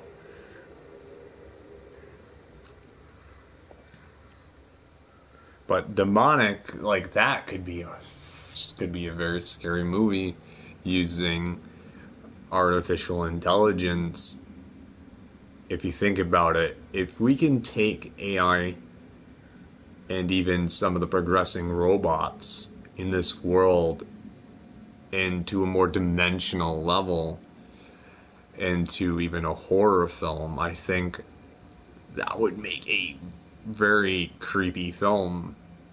I think it would be a pretty good horror film if it's like the dead coming through, maybe like as even a schizo, like maybe a couple spirits are trying to communicate at once through technology, and there's this way they get in through it, and it just becomes, I think it's not as scary if it's happening to everyone, right? So what is scary about paranormal stuff is oftenly is that we can't share it with everyone, right? Because we feel like not everyone is experiencing this strange, bizarre thing, and we kind of feel like we're singled out.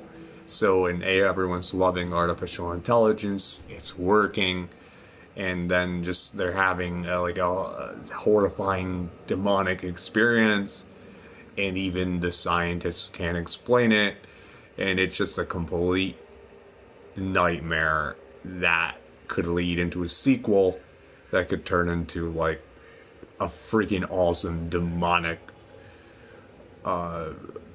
all-out robotic artificial intelligence takeover that I think you can get 3 good films out of that, to be honest with you. You can do 3 films out of that, yeah.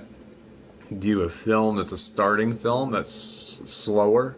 The second film probably would be more based, and the third would probably be the survival film after after the effect, after the second film, which would be probably the most action-packed film, I would imagine, and then the third would become a different type of film where it's more like surviving, you know what I mean, with this demonic schizo takeover, and having a hell of a time of fighting back against something that you put all your shit into, all your resources into, it's like, wow, we don't even probably wield guns anymore. We started relying on this era, and it's just like, shit.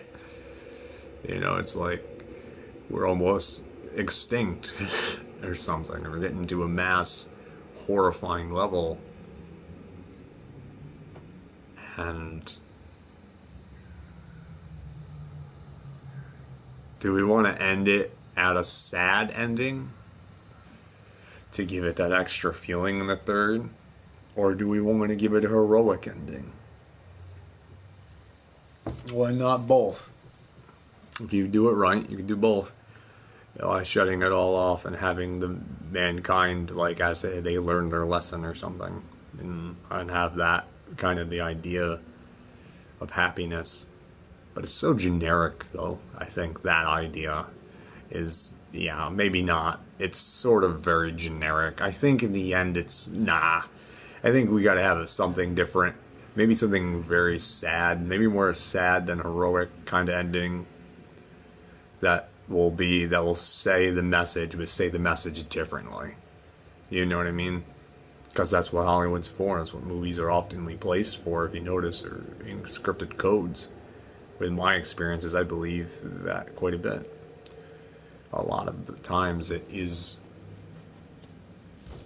it feels like it, yeah. But when I was younger, it would say life is not like the movies, but what I would say, later on, what I was trying to say, I didn't know what I was trying to say back then, but now I do. What I was trying to say is that lives make the movies. And, so we are a movie, right? Aren't we a movie? In the end, can't we just make our own films? And I feel like every little thing that I used to talk about when I was a kid with certain people has come true. I feel like I know the futures in that they're plural, but I just don't know when they're going to happen. Does that make any sense? I feel like I know what's going to happen, I just don't know when it is going to happen.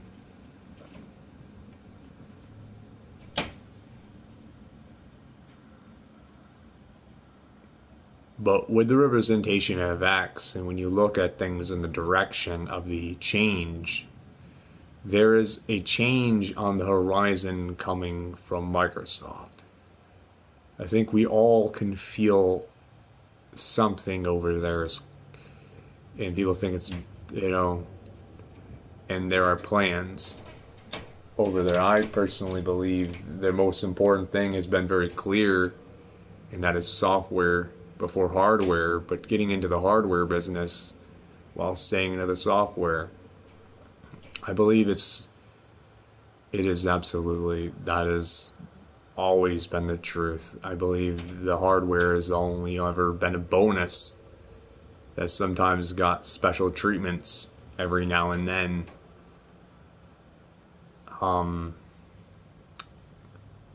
I felt the Xbox because I felt I was more at home there sometimes, I don't know, but I was torn back.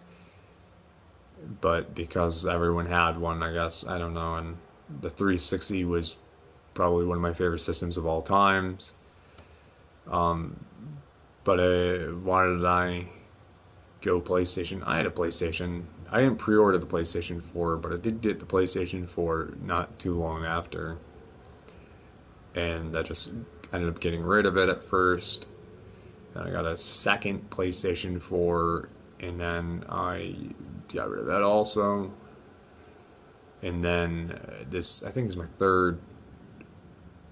Because I don't always keep my stuff later on. Because when I was a collector, I did, but I learned that if I collect, things can burn, catch on fire, go poof. So a lot of times it's like, I'm not going to keep this. But right after the fire, one of the first things I replaced was my 360, and I bought a nicer one. It was a Gears of War 360, which is probably the one that I like the best. But I gave it to my sister. I have a crap load of half sisters. It's just between my mom and my dad, birth mom and birth dad, and in their relationships with other people. Well, my mom, same person, but my dad has like more than my mom does. But and nothing but half sisters and step brothers. So, um, am I the oldest? By blood, yes. I have one stepbrother that's older than me. Well, he was my stepbrother. I don't know if it's accurate anymore, but his name was Kyle.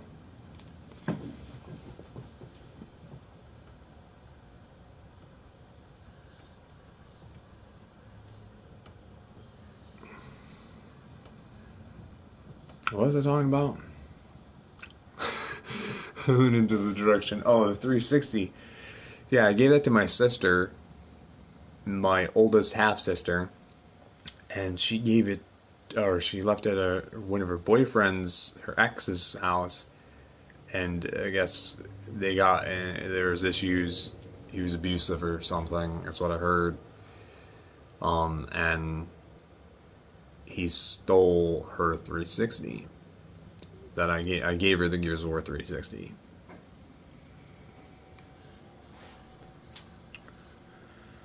And it's like part of the reason why I didn't give him the S. I probably should have, because my S literally doesn't work anymore.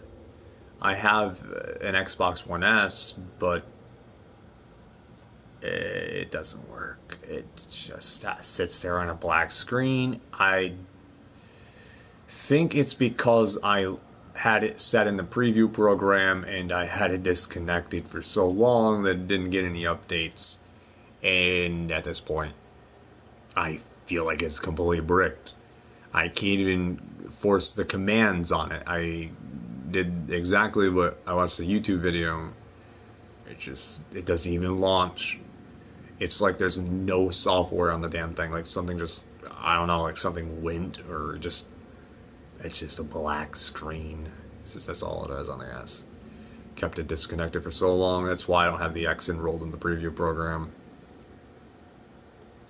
My not doing that, because if I decide to disconnect it one day, I don't want it to go into a brick. I'm good. I'll wait this time around. But it was nice having it on the S for a bit.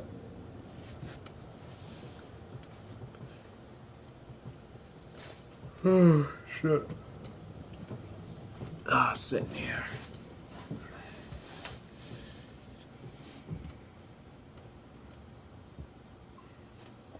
On the YouTuber. Wow, this will save over on YouTube. I was starting to think, because I'm going to stream on Xbox. I probably should stream on Twitch, but I don't know how I'm going to do that without. You need a capture card, right? And I don't even have a computer. I have an iPad. Sounds like, why can't I just do this with YouTube, man? Because I feel like if I do the videos on Twitch, they disappear if I'm not active. If I get Amazon Prime, will that make any difference? It's like, maybe there's a backup, keeps myself there, and then I start doing Twitch. I just like to go back and to know that they're always going to be there and not disappear. And I think that's the one thing I didn't like about Twitch. Though that I didn't really like, that my things would just disappear because I'd be gone for so long. It reminds me of Call of Duty Black Ops Zombies leveling, and why I got out of Call of Duty so fast with that stuff, because I was like, what the hell? I was only off for a day or 2 days, and it's like I'm back at 0. It's like, what the hell? I didn't care for that system at all.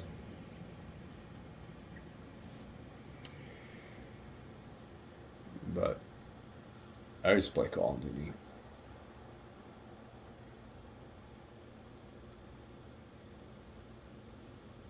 Multiplayer Call of Duty. Long time ago. Oh, then I went all campaigns until not. I still think the Kevin Spacey one was one of the best, though. Was the Advanced Warfare storyline was it's alright. I mean, I don't know if any Call of Duty is really that great. I couldn't finish World at War because I encountered a bug that was going to make me restart the game. Corrupted save file, my guess. So I just, and if anyone knows me, that's enough to stop me from playing it. So that's like, fuck that. I never finished it. I didn't mind it either. I thought it seemed like it was one of the better ones for what I was playing, but I actually played online in World at War for a bit, or World War II, whatever they're gonna call it, because World at War was one of the first, well, it was the second Call of Duty I got into, but it was actually came out before Modern Warfare 2. Modern Warfare 2 was the Call of Duty that I probably played the most. It was MW2. I gotta be honest, I've never been a Black Ops fan since the very first one. Even though everyone else was a huge Black Ops fan, I really enjoyed the interactional screen experience of the original Black Ops, not Black Ops 2 or Black Ops 3, but Black Ops 1 kind of intro into it. I don't know, I stopped playing Black Ops 3 because I don't know if I finished it. I know I finished Black Ops 1 and 2. I think I did. I remember the Black Ops 2 was like, it ended like it was a joke. I think it was like making fun of itself or something like that. But Black Ops 3 was drugs, I guess, for all I know. I was like, I'm good. It's like digital drugs interfering with your mind, I guess. Then I lost interest. One of my favorite games of this generation, though, probably was Titanfall. The Titanfall 2, because I actually think they took Call of Duty elements and made Call of Duty fun. I was like, shit. With Titans and pilots, that actually is the Call of Duty that I'd freaking play if it's modernized into futuristic stuff. And I did. But I never stay playing the same thing. When it comes to games, I move on. So I try to pace things out. Sitting here at the screen. I ran through it when I first got it. Did like 3 parts. I don't know. Was it 2-3 hours in? Earlier? Now, I don't know what it is, but because I'm in part 4, but I noticed that I was ahead of Angry Joe when he was streaming it earlier. And I stopped. I don't watch everyone constantly. I bob in and out because I only have 3 screens. And I don't want to put everyone on every screen, so you sometimes just put like 2 people up sometimes on Twitch. And like I have someone up right now over here on my iPod on mute, but for copyright reasons and stuff. So what I'm going to do is I'm actually going to end the stream here because I went off talking so much, so if people don't want to listen to this part and want to stay past, they can actually stop and realize, because instead of picking up here, they'd be like, oh wow, he just started talking, he's probably not going to play anymore, so I will do a part 5 is what I think I'm going to do. And I also have to go to the bathroom, and I share that with you also, so to step away, I might as well. So I will end the stream here at this, and people who stayed along or around later on that are interested, this will be here, I'm sure, as long as YouTube allows it. I'm sure I'll be right back, to be honest with you. So, if not, I will be doing the part 5 streaming also, because I made God of War that game, you know what I mean? So that I'm gonna stream only and not play unless I'm streaming it. But alright. And this is for YouTube, because I started it on YouTube. I'll finish it on YouTube, and if I decide to switch anything else over to Twitch, I will let everyone know here, and probably Twitter and Instagram. But alright, hope to see you at part 5, and have a great day or night.